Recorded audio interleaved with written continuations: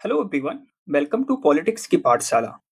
In this lecture, we are going to discuss the fundamental duties which are mentioned in Part 4th A of the Indian Constitution, just after Directive Principle of State Policy. So let us understand. Fundamental duties are part of Part 4th A of the Constitution. Fundamental duties 1976 में add की गई through 42nd constitution amendment act 1976. ये time period 1970s का है जब socialism पूरे world में अपनी पीक पर था. तो अब देखोगे यही टाइम पीरियड है जब सोशलिज्म रशिया में एकदम पीक पर था and this was the time period peak period of the cold war. World में दो टाइप की कंट्री ज्यादा प्रोमिनेंट में रही. एक कंट्रीज हो रही जो लिबरल कंट्रीज हुई, लिबरल कंट्रीज. एक कंट्री वो हुई जो सोशलिज्म में ज्यादा बिलीव की और was moving towards the communism. Liberal countries में लाइक यूएसए, ऑस्ट्रेलिया, कनाडा, ये सब कंट्रीज आती हैं. सोशलिज्म जिनमें डोमिनेट किया वो कंट्रीज रही यूएसएसआर, चाइना. इंपॉर्टेंट थिंग यहाँ ये है कि जो लिबरल कंट्रीज होती हैं उनमें राइट की प्राइमेसी ज्यादा होती है. तो आप देखोगे statue of liberty United state of America में ही मिलती है. तो वो राइट्स की, लिबर्टी की ज्यादा एम्फेसाइज करते हैं. ऑन द अदर हैंड जो सोशलिस्ट कंट्रीज होती हैं उनमें राइट्स तो टू सम एक्सटेंट तो देते हैं बट उनके साथ पैरेलली ड्यूटीज एंड रिस्पॉन्सिबिलिटीज भी बाइंडिंग होती हैं. सिटीजन की एक ड्यूटीज होती है, रिस्पॉन्सिबिलिटीज होती हैं. इंडियन कॉन्स्टिट्यूशन भी कुछ सोशलिज्म से इन्फ्लुएंस था. तो 1970s में सोशलिज्म पूरे वर्ल्ड में पीक पे ही था. तो इंडिया में also madam Indira Gandhi, the then prime minister, established a Swan Singh committee. Swan Singh committee, and this committee recommended 10 fundamental duties. और भी फंडामेंटल ड्यूटीज रिकमेंड करते हैं but 10 fundamental duties were added in Indian constitution accepted by the government then parliament. तो ये add कर दिए जाते हैं. तो Swaran Singh committee 1976 recommended those fundamental duties and through 42nd Constitution Amendment Act 1976 be added in Article 51A. बाद में एक fundamental duties 86th constitution amendment के थ्रू और ऐड की गई, रिस्पॉन्सिबिलिटी फॉर पेरेंट्स और guardians to provide the opportunity for his children between 6 to 14 years. And बाद में जब प्राइम मिनिस्टर अटल बिहारी वाजपेयी की गवर्नमेंट आई इन 2002, तो आप देखोगे 3 अमेंडमेंट और होते हैं 3 पार्ट्स में. ये 86th कॉन्स्टिट्यूशन अमेंडमेंट था और जो कि बहुत इंटरेस्टिंग हुआ. इंटरेस्टिंग इन द सेंस कि ये राइट टू एजुकेशन को बहुत कंप्रिहेंसिवली कवर करने लगा और एक पार्ट यहाँ एजुकेशन में, यहाँ फंडामेंटल ड्यूटी में भी ऐड कर दिया गया. फॉर एग्जांपल सबसे पहले उन्होंने फंडामेंटल राइट में ऐड कर दिया कि education should be A right of the children between 6 to 14 years. ये तो पहले राइट हो गया फंडामेंटल राइट में और this was added in article 21A. Parallelly यहाँ एक चीज ऐड हो गई कि जो डीपीएसपी थी इसमें भी अमेंडमेंट हुआ और आर्टिकल 45 में ऐड कर दिया गया education state. Basically directive principle state policy is nothing but directives and the responsibility of the state. तो यहाँ रिस्पॉन्सिबिलिटी ऑफ स्टेट में एजुकेशन प्रोवाइड करने को बिटवीन 0 to 6 years ऐड कर दिया गया. एंड यही फंडामेंटल ड्यूटीज में भी अमेंडमेंट होता है इसी आर्टिकल के थ्रू, जहां 0 to 14 years की एजुकेशन पेरेंट्स की रिस्पॉन्सिबिलिटी कर दी गई.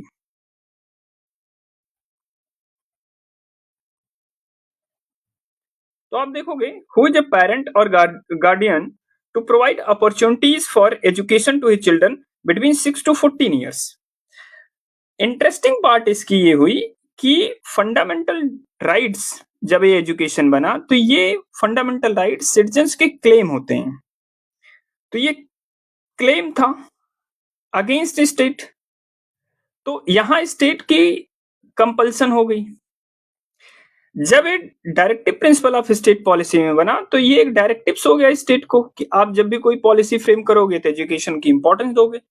एंड ये फंडामेंटल स्टेट ने कहा कि सिर्फ राइट और डायरेक्शन देने से काम नहीं होगा, पेरेंट्स की भी रिस्पॉन्सिबिलिटी है, तो इन्होंने फंडामेंटल ड्यूटी को भी ऐड कर दिया।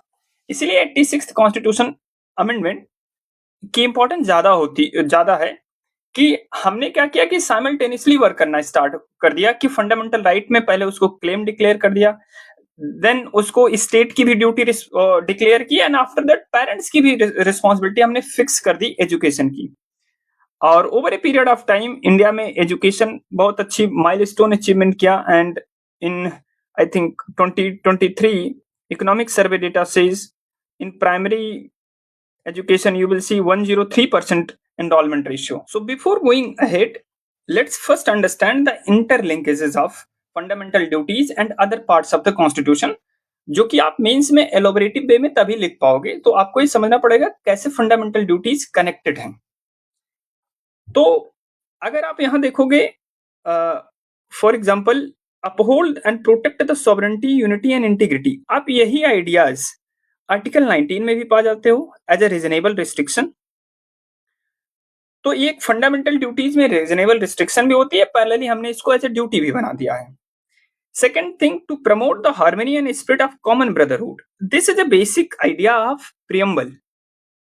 इन preamble there is a word mention fraternity, ये उसी ही आइडिया को प्रमोट कर रहा है। Similarly, the value and preserve the rich heritage of our composite culture, to protect, improve the natural environments, including forests, lakes, rivers, wildlife, and have compensation for living creatures. ये दोनों FNG आपको देखने को मिल जाता है directive principle of state policy में 48A, to protect the forest and wildlife। और इसको तो हमने ऑलरेडी डिस्कस कर लिया कि कैसे ये लिंक करता है fundamental right article 21A, and then DPSP 45, and here we have fundamental duties in the form of key. Similarly, you will see the harmony among religious group, linguistic group, regional or sectional diversities. This is nothing but the idea of Indian secularism. Cherish the follow the noble ideals which inspired our national struggle for freedom. Similarly, compassion of living creature, this is a nothing Jainism philosophy.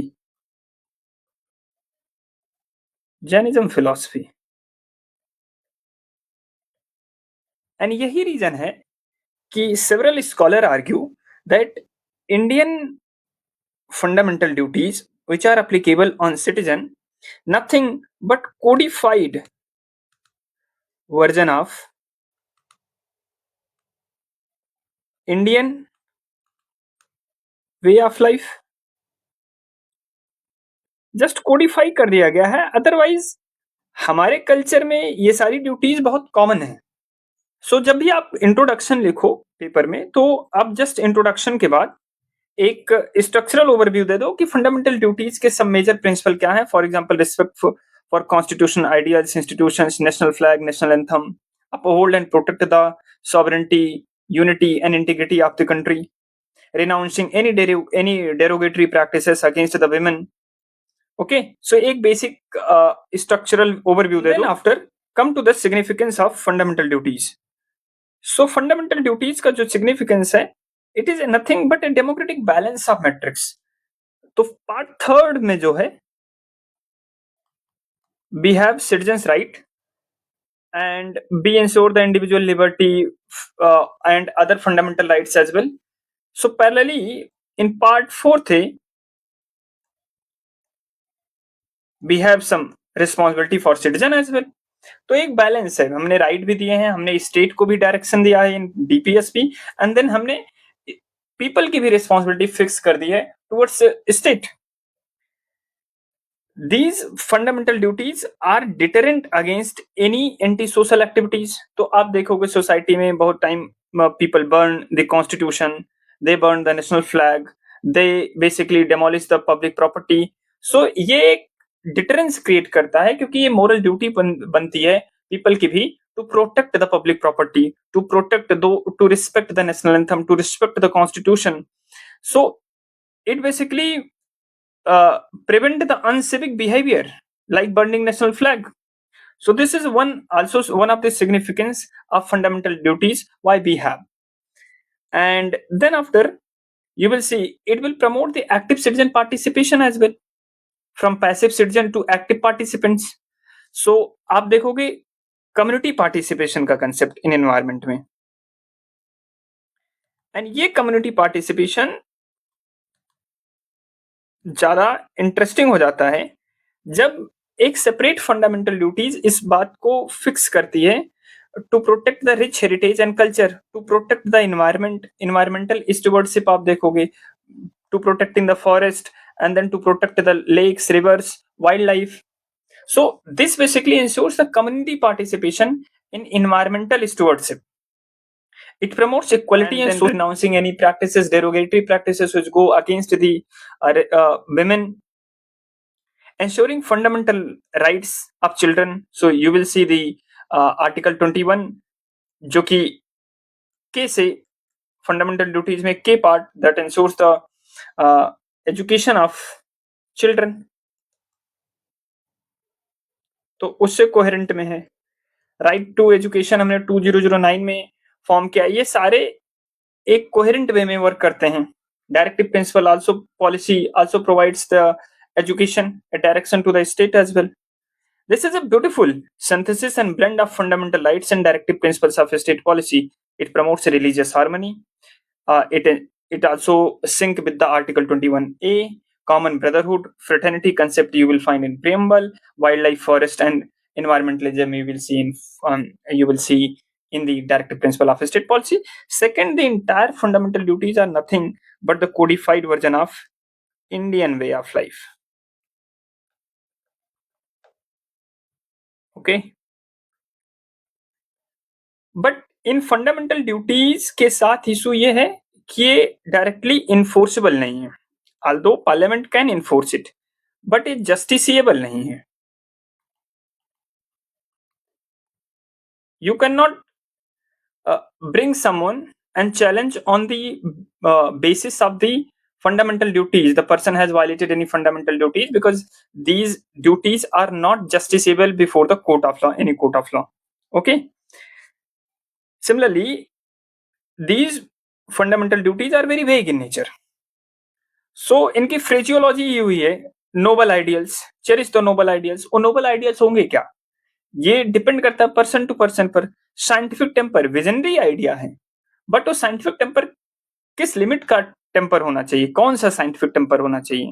Humanism, what type of humanism, M N Roy का humanism होना चाहिए, Jainism का humanism होना चाहिए, Buddhism का humanism होना चाहिए, या किसी और रिलीजियस पर्सनालिटी की इंटरप्रिटेशन का ह्यूमनिज्म होना चाहिए, कौन सा ह्यूमनिज्म होना चाहिए. तो बहुत वाइड टर्म है, और जब ऐसे वेग और वाइड टर्म होते हैं तो यहाँ अगर ये लीगली हो जाएगा तो एग्जीक्यूटिव की पावर बहुत हाई हो जाएगी, and it creates the tyranny of executive.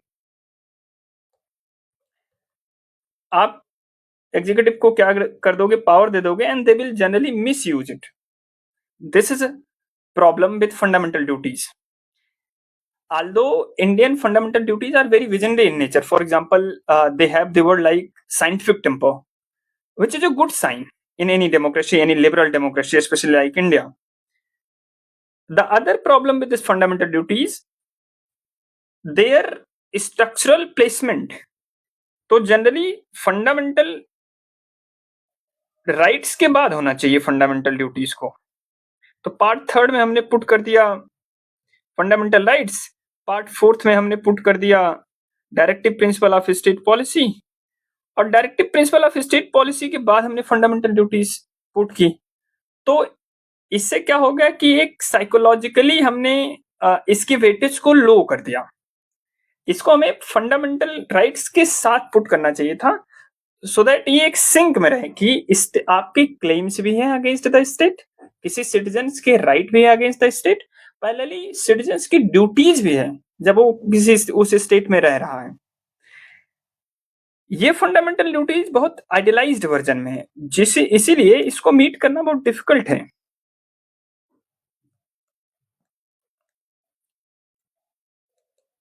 आपने साइंटिफिक टेम्पर जैसे वर्ड यूज कर दिए हैं, देन आपने नोबल आइडियल ह्यूमनिज्म जैसे वर्ड यूज कर दिए हैं।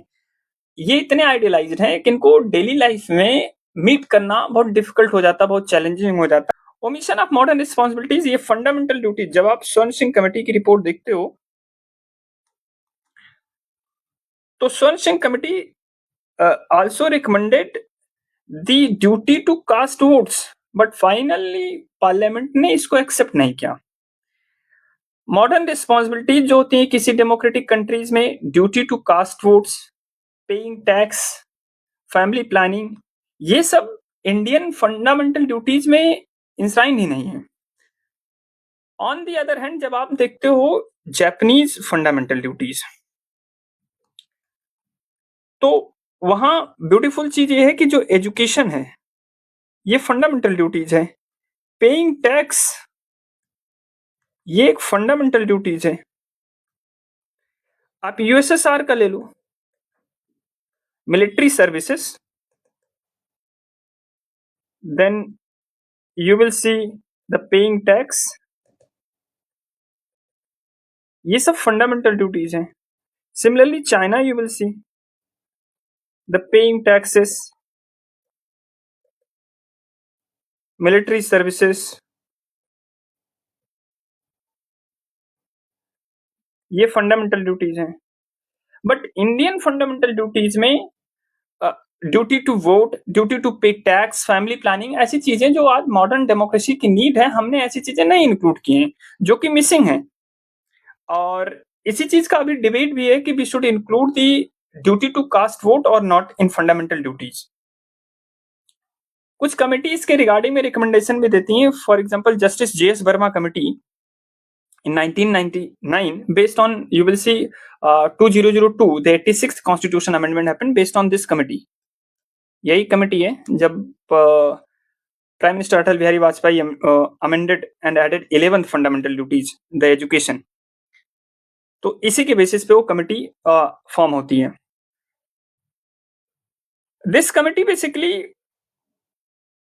सेज कि अगर हमें कुछ फंडामेंटल ड्यूटीज इंप्लीमेंट करनी है तो उनका एक लीगल प्रोविजन ऑलरेडी अवेलेबल है। For example insulting the national anthem जो कि फंडामेंटल ड्यूटीज है, और उसके लिए हमारे पास एक लीगल लॉ भी है। लीगल लॉ ये हो गया कि prevention of insults to national honour act 1971, तो ऑलरेडी हमारे पास लीगल प्रोविजन है, हम उसको इनडायरेक्टली इन्फोर्स कर सकते हैं।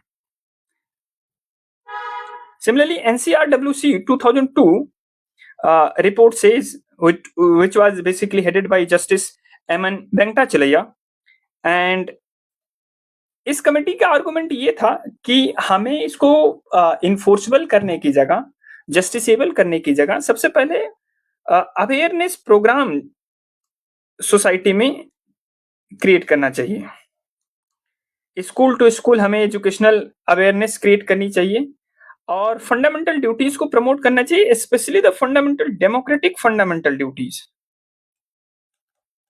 वो डेमोक्रेटिक फंडामेंटल ड्यूटीज जैसे for example duty to vote, paying taxes, family planning, ऐसी ड्यूटीज के लिए हमें अवेयरनेस प्रोग्राम होना चाहिए और ये स्कूल टू स्कूल हमें प्रमोट करना चाहिए, जनरल सोसाइटी में प्रमोट करना चाहिए। फंडामेंटल ड्यूटीज की इंपॉर्टेंस हमें केस लॉज, सुप्रीम कोर्ट के केस लॉज में भी देखने को मिल जाती है। For example in MC Mehta case, if you know MC Mehta case related to environment, after this case basically became popular after the Bhopal gas tragedy. In MC Mehta case judgment, Supreme Court basically taken inspiration from fundamental duties while delivering the judgment, कि एक free जो environment होता है, pollution free environment होता है, वो एक fundamental right है अंडर आर्टिकल 21। बाद में बहुत एलोबरेटिव वे में हो जाता है। तो आज जब आप रणजीत सिंह केस देखते हैं 2024 का, तो यू विल फाइंड दैट कि right against the climate change is also part of article 21। In rural litigation and entanglement, Kendra versus state of Uttar Pradesh, supreme court explicitly says article 51G to close down the destructive limestone quarries in the Mussoorie range. Ecological preservation, because ecological preservation is the fundamental duties of the people. Parallelly, this is a part of the article 21 as well. तो fundamental rights तो है, but Supreme Court also relied on the fundamental duties as well. In Ames student versus Ames 2002, fundamental duties are at a par with fundamental rights. So similar उतनी ही importance है, just ये अलग बात है कि ये नॉन जस्टिसिएबल है और फंडामेंटल राइट्स में जस्टिसिएबल हो जाते हैं। बट फंडामेंटल ड्यूटीज से आप ये डिसाइफर जरूर कर सकते हो कि लेजिस्लेटिव का इंटेंट क्या है और किसी पर्टिकुलर पॉलिसी की डायरेक्शन क्या होनी चाहिए। Although that is not enforceable, that is not justiciable, and parliament cannot take basically a legal law, cannot frame a legal law from the fundamental duties, but yes, you can take the intent, you can understand the intent of the legislature or intent of the any particular law. अभी जो सबसे problematic case है और जो सबसे famous case है, that case is Durga Dutt versus union of India 2022 case. ये अभी सब जुडिस में है और this is an PIL petition. And Durga Dutt versus union of India में मेजर डिबेट ये है कि this code basically here basically we are debating on the topic of justiciability, enforceability, कि फंडामेंटल ड्यूटीज को इन्फोर्सेबल कर दिया जाए या ना किया जाए। अभी तक सुप्रीम कोर्ट का स्टैंड ये रहा है कि जस्ट इन्फोर्सेबल करने का जो प्रोसेस है, that is not the job of judiciary, it is the job of parliament. तो ये लेजिस्लेटिव वर्क है जो कि पार्लियामेंट डिसाइड करेगी कि ये इन्फोर्सेबल होगा या नहीं होगा। और जब तक ये नहीं हो जाता, जब तक पार्लियामेंट के थ्रू ये नहीं हो जाता, जुडिशरी विल नॉट इंटरवियर। तो अभी ये मैटर सब जुडिस है, कोर्ट में पेंडिंग है। Let us see what will be the outcome in future. And fundamental duties हमेशा in guardian word, a true source of right is the duty. And आपकी जो ड्यूटी होती है यही किसी का राइट है। तो अगर आप अपनी ड्यूटी को फुलफिल करते हो तो आप किसी दूसरे की राइट को रिस्पेक्ट करते हो। तो rights and fundamental duties are nothing but two sides of same coin.